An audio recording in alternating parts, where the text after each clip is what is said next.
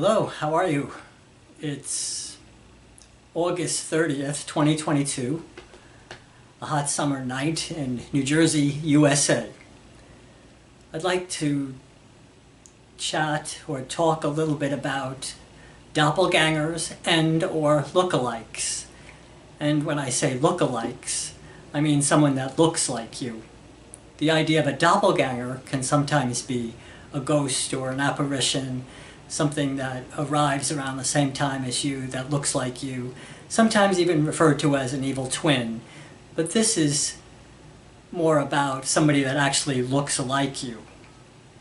And with that, I want to mix in the idea of synchronicity, which is a series of random events that you give meaning to of some type, that you want to give to it. Things happen and you put some kind of ideas to what has occurred, and because they're all coincidental, you can make a fantasy about them, you can elaborate on these ideas and make them bigger than they are, and they may be big, and to you they may be real, and it's very possible that they are. But that's something that I want to touch upon during this topic. So to kick it off, I'll go back to 7th grade. And I had a music teacher in 7th grade that said I looked like a member of a rock band, Badfinger, and the person's name was Paul Butterfield. And I thought, oh, okay, that's nice. I'm introduced to the idea now that people can look like you. And I thought it was kind of interesting and maybe fun. So I told people, I probably told my sister, maybe my parents, my friends, that the music teacher said that I looked like this famous musician. In fact, as I got older, I thought that I looked like Paul McCartney a little bit, and people would tell me that I did look like him. And in some of my music videos that I did, where I wrote some songs, I can see the resemblance there to the more mature Paul McCartney, you know. So, as I got older, I would frequently go out, like a lot of people do, and I would socialize at clubs or bars. And at the end of the evening, I would sometimes drop off at a diner. And one time I went to a diner, and I sat at the counter. If you can imagine a diner, and you have the booths, and then you have the counter, and there's seats at the counter where people can sit, and there's a waitress behind the counter that can take your order, and you eat at the counter. So this waitress was kind of mesmerized by me in a way, that she was looking at me while she was doing whatever she was doing behind the counter. And she took my order, and she was looking right at me. And I didn't know I wasn't really putting two and two together or really putting too much emphasis on what she was doing. It was just something that I noticed, but I didn't know why she was doing it. I had no idea why she was looking at me, but she was looking back at me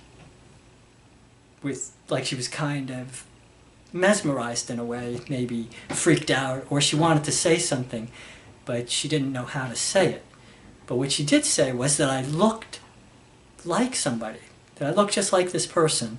And she told me the name of the person, I can't remember it now, and the town that they lived in, which was a couple of towns over. And she still kept looking at me, and I still always thought that she wanted to tell me more than what she was telling me, but she never did. We just left it at that, and I leave and go home, and I'm thinking, oh wow, there's this person that looks like me. Hopefully he's not doing crazy things and people are thinking that I'm him. You know, it crosses your mind. A few years later go by. A few years later, I get a job, and my job was with the office services department at this company, and part of my job was to drive a truck between the warehouses in the industrial park where the company was. If you imagine there could be a refurb center and there could be two warehouses where orders come into the warehouses and stuff that I move from the refurbished center into the warehouses get shipped out to customers or to companies. While I was doing that, I was also driving to Blauvelt, New York every day. So I was going from Ramsey, New Jersey to Blauvelt, New York, and I was going down Route 17 north every day, down 287 south to Blauvelt, New York. And every time I would go past the gas station, and I would go to that gas station quite frequently and get my gas, and I'd also go down 287 and I would stop at toll booths in Spring Valley, New York every day. So one time at the refurbished center, there was a supervisor woman and there was a manager man, and they were dating. They had some kind of relationship going on. And I one time moved a pallet of goods from the refurbished center where they worked to the 133 warehouse, to a warehouse. And at that time, she told me, this woman, the supervisor, she said that she saw somebody that looked like me. Actually, she said she saw me. And she saw me with an older woman, she said. And I was like, no, well, you didn't see me. I wasn't out this weekend, or I wasn't out with any older woman, so I knew she hadn't seen me. But I didn't make a big deal out of it. And she said, I was even going to come over to you and say something to you, but I didn't. So it turns out that some of the stuff that I took over to this other warehouse from the refurbished center was missing. But I had the paperwork filled out, and my manager at the time said, no problem, we know that you had nothing to do with the missing goods. And nobody really was thinking it was a theft at that time, but it turns out that the manager was later seen on tape putting the items from the warehouse onto a truck, and that was the missing items. So the manager was eventually fired, or he was let go because of the theft. So I'm still doing my job, and I'm going to the toll booth every day. And after, when you go down the route every day, and you go to the same place every day, and you see toll collectors every day, you become familiar with people, and they become familiar with you. But my approach to the job was to go to the toll booth and get my receipt and leave. I didn't have Easy Pass at the time, so I would go to the toll booth every day and I would get a receipt after I paid for the toll. And then after I came back to the job, I would put the receipt into petty cash and get reimbursed. I may collect a few receipts. I may do it once a week or once every 2 weeks. I could do it whenever I wanted to, but I would always get paid back, and so I would need a receipt from the toll booth. And every day I would get that from the toll booth collectors. And in particular, there was a gentleman and a woman, and there was even a third gentleman, a third person who was also a gentleman. So there was 2 gentlemen and 1 woman that I saw a lot at the toll booths, both going and coming back. Then out of the blue, one day I noticed that the gentleman, one of these guys, one of the men, his demeanor had changed towards me, like he knew me in a different way, or he had recognized me as somebody that he knew fairly well. But he acted very strangely, in my opinion, to somebody who was just coming there getting the receipt every day, who was me, and now he was acting strange, like he would sometimes shake his fist at me, and I would just think, oh, he's just playing around, he's just kidding around. He would say, where's my donuts? Where's the gentleman's donuts? So, what are you going to think about that? You're going to a toll booth and somebody's saying, where's my donuts? So obviously he's either kidding or he's joking, or confused. I don't know, but I just want to get my receipt and go. So I don't think much of it. He eventually started to play a little game where you would reach for the receipt, they'd pull it back, you would say, okay, give me the receipt, you know. And again, I'm not going to make a fuss at the toll booth.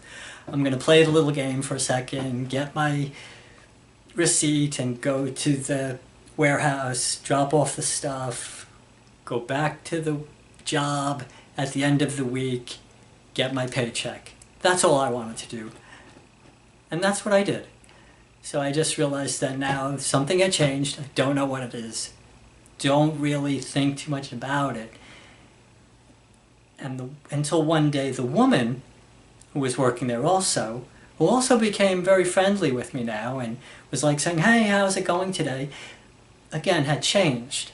You know, there was a change in her. But it wasn't as dramatic a change as with the gentleman who now was like my friend or buddy that he could play games with. She was more like hello and being nice. So I didn't really pay much attention to any change that was occurring with her. But one day she did do something, and she said to me, that caught my attention, and she said, so it must be very busy today. And I said, yeah, it's busy, you know, I just want my receipt and I want to go again. That was what I would do. You know, there's people behind you on the toll booth, you don't want to hold up the traffic. You know, you're working, you're on the clock.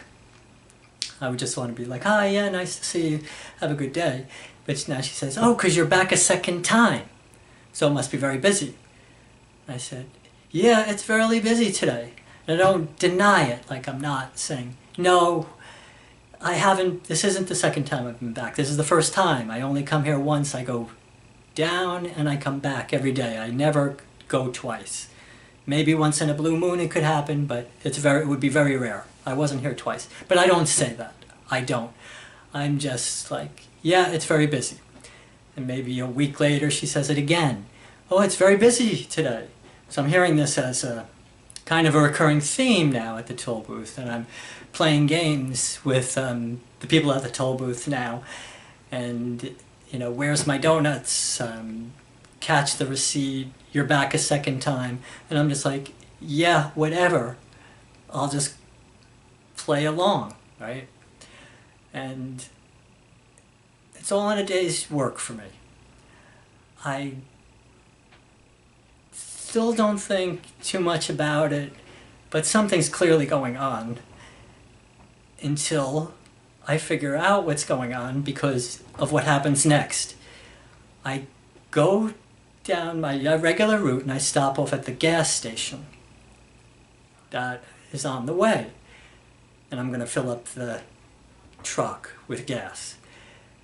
And lo and behold, the gas station attendant now comes over to me, and he's looking at me, and he's saying, oh, you're back again? Already? And then all of a sudden, click. Like, oh, now it clicks on you? Yes. I wasn't really thinking that much about it. And I'm saying, I wasn't back here. This is the first time I've been here. This is the first time I say, you know, I haven't, you know, been here twice. This is the first time. And I say to him, because now it's clicked in my mind, is there somebody that comes here and buys gas who's wearing like the blue shirt that I had like an outfit that I wore all the time, with a hat and a white truck that looks just like me, and he's looking at me and looking at me, and he's like, you're not him. So, oh, I'm not him. I say, so there is somebody that comes to the gas station that looks like me. And he's, yes, yes. I say, so I get the gas, and now I realize what's going on at the toll booth. There's somebody that looks like me, right? That's going the same way, driving the same truck. Could it be the same guy at the diner? Could the person that drove away from the warehouse that took the goods with the supervisor and the manager, could that guy have been the same guy too? Could this person be involved at the diner? Could it be the same person that the lady at the restaurant was telling me about, at the diner rather, was telling me about, at the warehouse where the goods were stolen, and now the same person going to the toll booth? I don't know. But I go back to the job, and I don't know if it was the same day or the next day, and because it's such a strange story, I tell the manager the story, and I say, isn't that weird that somebody looks just like me? I go to the, these guys, the toll booth people were saying, you're back second time, and the gas station guy finally says, he says the same thing, and what he says to me makes me realize that there's somebody that looks like me that's going the same route, driving the same truck. And I tell him this story. And what was odd after that, within a few days, no longer than 2 weeks after that, the toll booth, it was the Spring Valley toll booth in Spring Valley, New York, on 287 South. They took the toll booth down. The story came out. I unveiled the story, and now the toll booth's gone. The guy at the gas station is gone. I never see him again. So everybody involved is gone. I never see the waitress. The supervisor's fired, who was going out with the manager. The manager obviously is gone because of the stolen goods. Everybody's gone in this story. And the toll booths, when do you hear about toll booths being taken down? Hardly ever. So now that we have a random string of coincidences that I can now elaborate on, and I can, exaggerate it and say, was there some kind of conspiracy theory going on? Well, probably not. It would be very hard to do that. But could somebody have been up to something? Could people have been trying to maybe do a crime? Potentially. And think about it, there I am at a toll booth, looking into the toll booth saying, oh yeah, it's very busy today. The toll booth collector saying, oh, so you're back a second time, and must be very busy, and I'm saying, yeah, it's very busy, being very agreeable to something that wasn't even true. And now there's this other person who could be doing anything. And I just thought it was very strange that everything got taken down and everybody disappears. So that's where synchronicity comes into play with this. But it also gives the notion that it's probably in most people's best interest to think twice before you agree to something that you didn't do. Sometimes it's funny where people play along with things. You could be following somebody up a flight of stairs and they say, hey, are you following me? And it's like, ha ha ha. And you say, oh yeah, you're very interesting. I've been following you for months. And it's like, ha ha ha, and everybody kids around and it's a joke. But you can see that in some instances, especially with lookalikes, that you could possibly be agreeing to something that could implicate you in something that you didn't do. So it's just something to consider, along with the idea of a lookalike, and that I do have a lookalike, and I just thought that might be an interesting story to share with you, and I hope you have a good rest of your day or evening.